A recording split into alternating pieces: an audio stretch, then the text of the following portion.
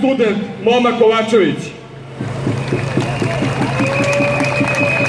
Te dve stvarnosti ne mogu nikako da se sastanu. Zato jedino što možemo da uradimo je da bojkotujemo njihove laži, da bojkotujemo njihovu stvarnost i da bojkotujemo njihove izbore!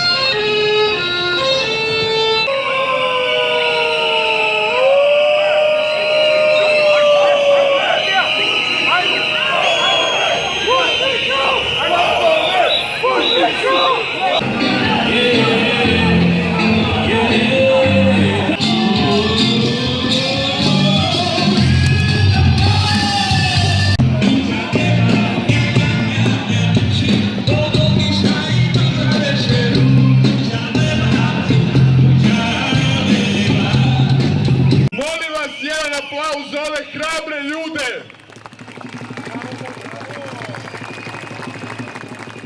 Za ove hrabre ljude koji su još jednom razapeli svoje šatore za svoju otadžbinu!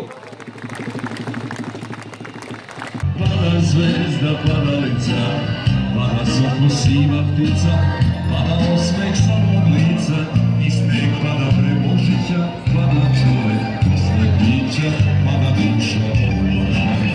I noć pade kad je zora, pada, pada, pada, tako što pada, pada, pada, kad su mnogi male vlasti prečišiti dragi. Mnogim ljudima si bio uzor, a imao si onu čuvenu rečenicu posle toga.